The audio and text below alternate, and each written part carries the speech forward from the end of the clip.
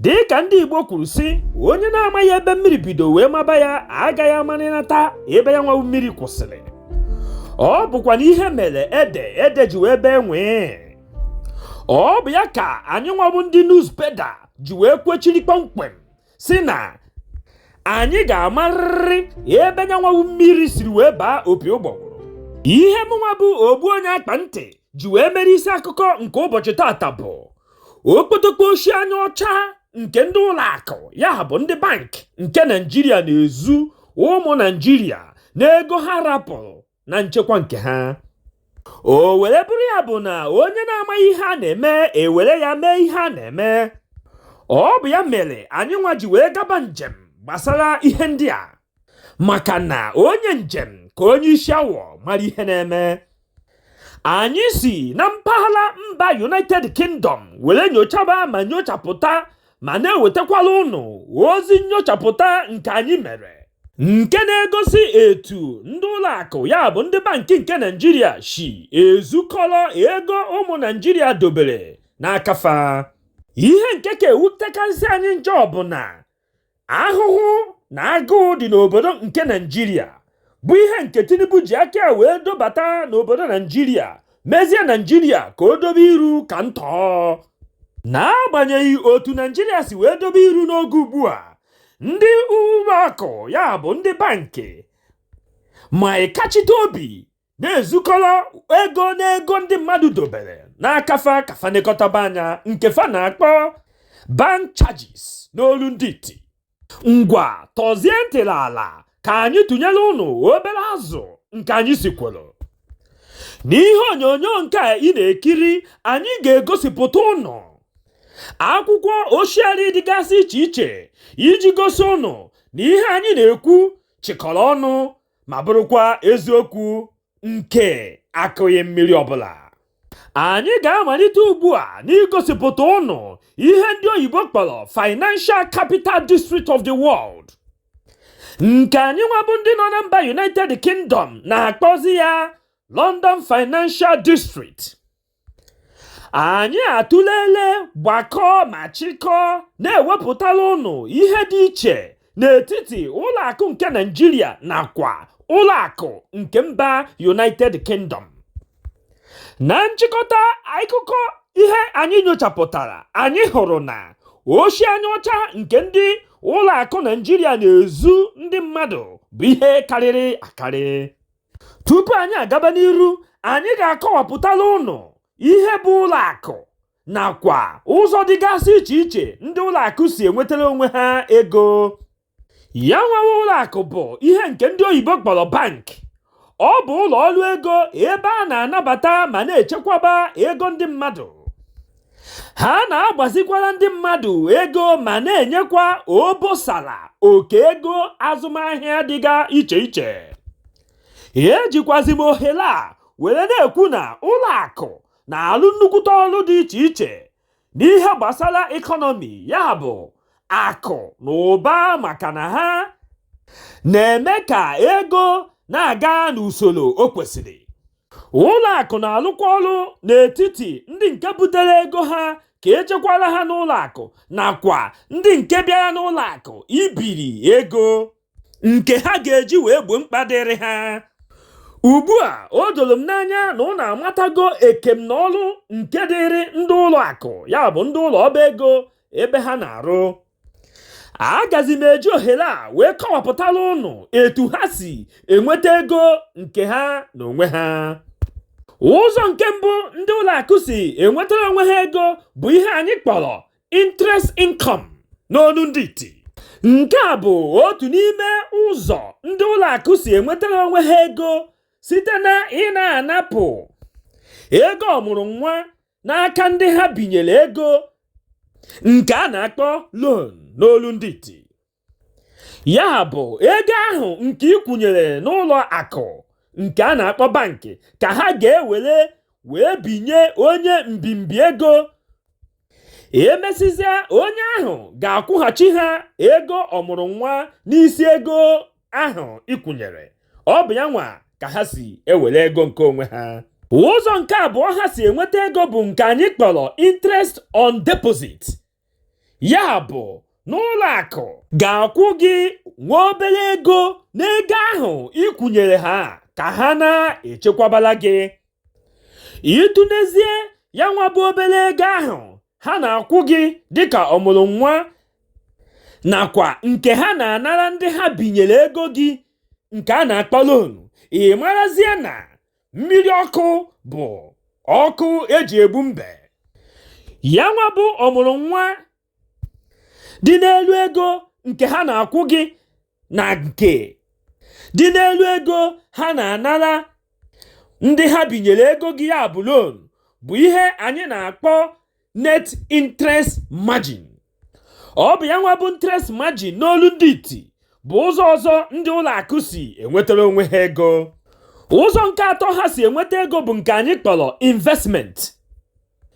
Ya nwa bụ investment bụ ebe ụlọ akụ si etinye ego ha n'ebe dịgasị iche iche dịka n'aka ndị gọọmenti nakwa n'aka nnukwu ụlọ ọrụ dịgasị iche iche nakwa stọk, ya bụ ngwaahịa dịkwa iche iche.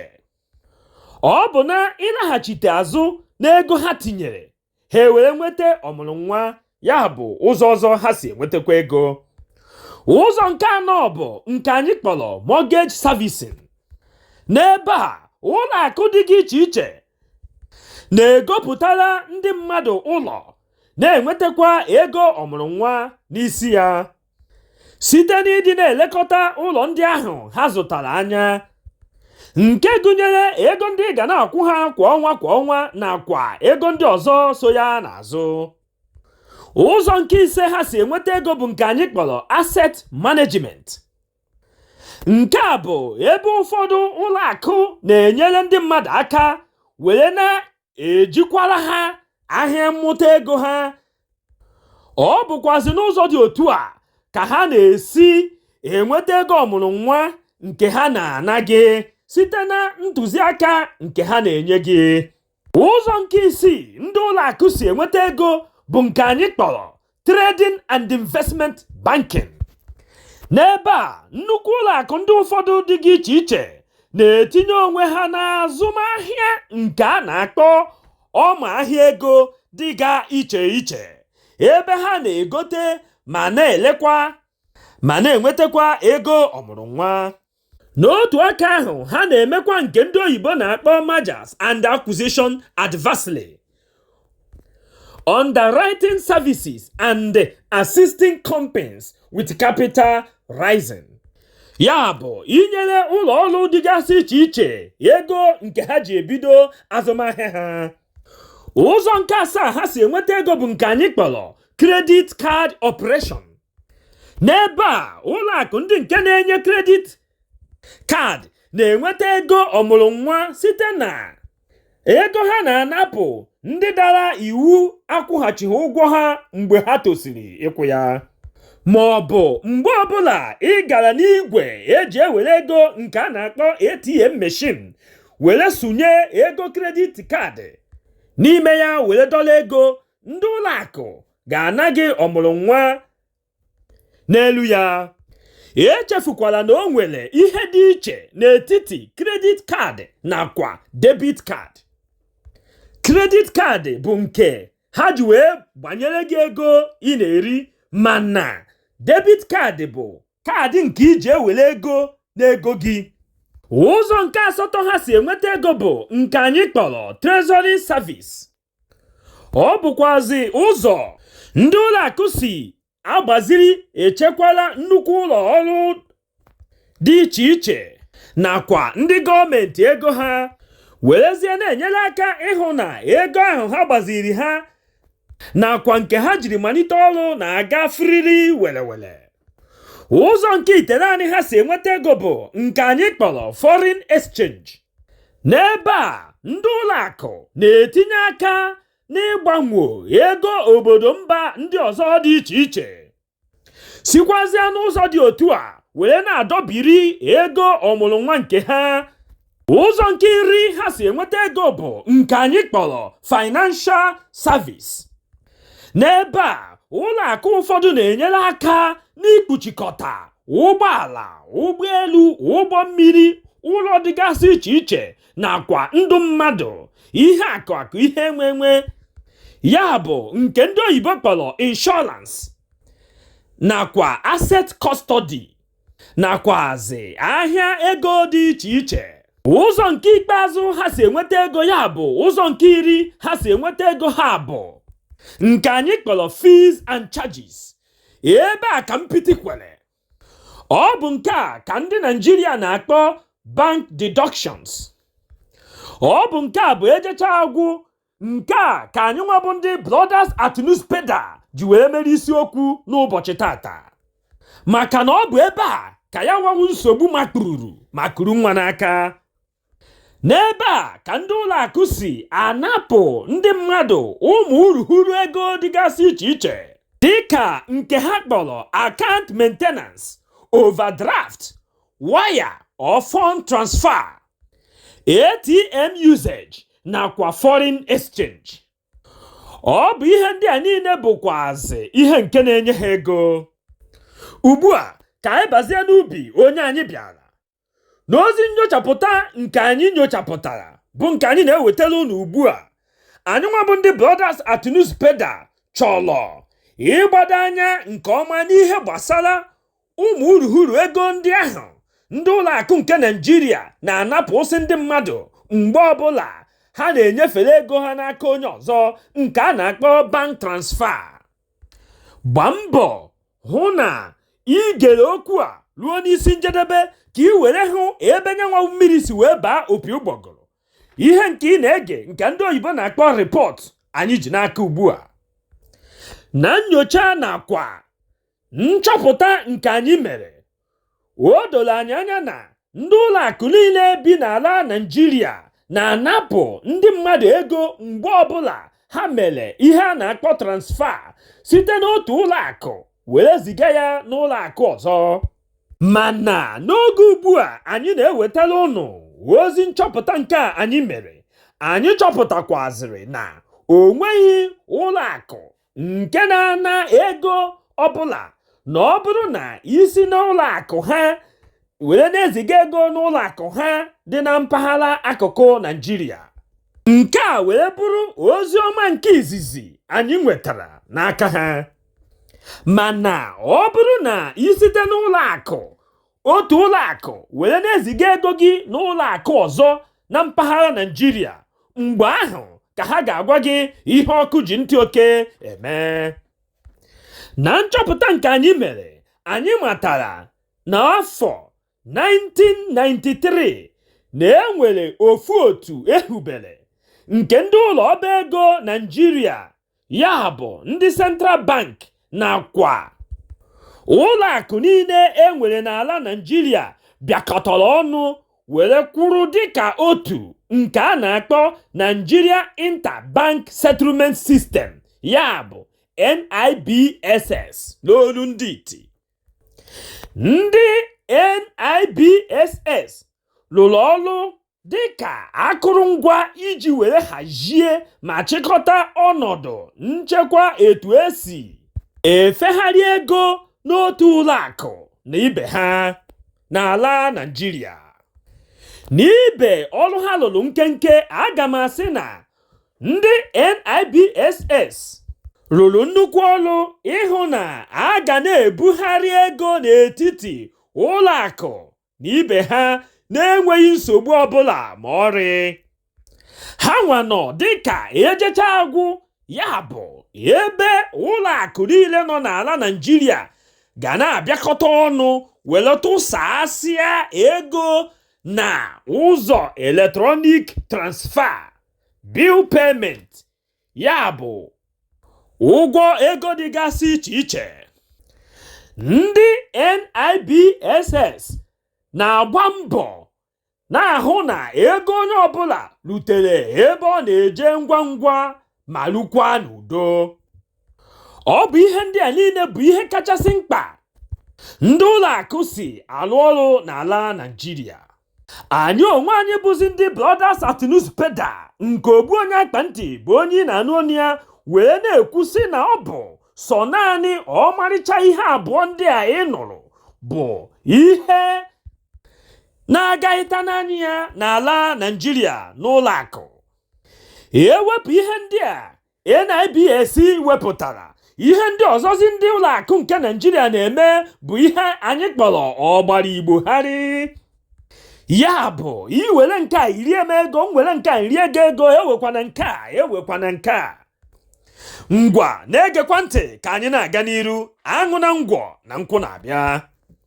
Kedu ihe kpatara anyị jiri wee sị na ọrụ ndị NIBSS lụrụ bụ ihe dị mma?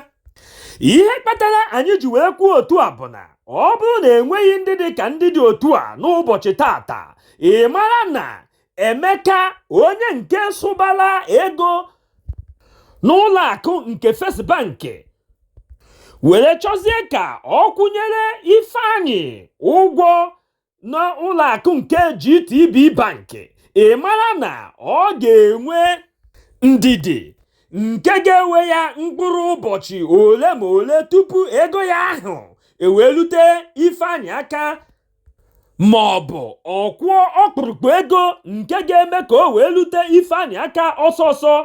Ifeanyị bụ onye nke ọ chọrọ itinyere ego n'ụlọ akụ nke GTB Bank. Kịta o kwere nka nghọta na ịghọtago na ọ bụ ndị NBSS bụ ndị nke mere ka ọ dịrịziele Emeka mfe ibugharị ego ya site na First Bank wee wegara ya Ifeanyị, onye nke na-eche ya na GTB Bank. O were bụrụzie ihe kwuru ka a na-eme. Mana echefukwala na ihe ọbụla agwọ mụrụ aghaghị ito ogologo. Ị na-anya ị ga-ahụ na Buhari mụtara Tinubu, ọ kawụkwa ofu ihe ahụ n'ebe. Ya bụ ego ọbụla ibugharịrị site n'ofu ụlọ akụ were buga ya n'ụlọ akụ ọzọ dị iche iche, marakwa na a ga-anarịrị gị ego mbugharị, maka na a ga na-atachi ọsa na okpo ofufu mụ na gị. N'otu aka ahụ, anyị wee sị ka anyị nebagodo anya n'obodo nke United Kingdom, ebe ofu ihe ahụ mekwazịrị oge ndị ụlọ akụ nke United Kingdom bịakọtara ọnụ n'afọ 2008 were wepụta ofu otu nke a na-akpọ Faster Payment Service n'olu ndị iti. Ọrụ ọma nke ha lụrụ bụ ime ihe ka ọ dịrị onye ọbụla mfe na-anaghị ego ọbụla. Ugbu a anyị ga-ejikwazi Emeka na Ifeanyị wee kọwara unu otu ndị mba United Kingdom siri wee mee nke ha. Ka anyị were ya na Emeka mekwara ofu ụdịrị transfer ahụ o meburu. Ya bụ ihe dịka na o mere ego lulu £250,000 n'ofu ntabi anya. Ị mara na ndị ụlọ akụ nke UK agaghị anapụ Emeka ego ọbụla ma ọlị. Ọ bụrụzie na ịgbanwoo ego ahụ Emeka bugharịrị, ya bụ 250,000 naira n'ego nke Naịjirịa, ị mara na ọ ga-abụ 355 million naira. Matakwa na anyị ji ndawa ukwu ego Naịjirịa dawara n'ọnwa Nọvemba 2023 wee na-agbakọrọ gị ya. Ọ bụrụzie na ị were pasentị 5 nke ndị ụlọ akụ Naịjirịa na-anapụ ndị mmadụ na-eme transfer were gbakọọ ego ahụ Emeka wepụrụ n'ụlọ akụ First Bank, ị mara na ọ ga-akwụ 1,775,000 naira iji were transfer ala, ya bụ iji were 355 million naira nke ọ na-ezigara Ifeanyị n'ụlọ akụ nke GTB.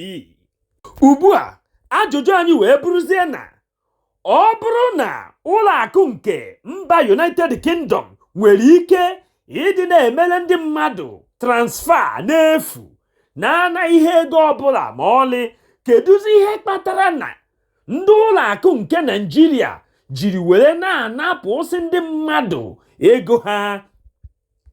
Maka obi kwechiri na ndị mmadụ ga na-akwụrịrị ya nwa ego ahụ ha na-akpọ charges.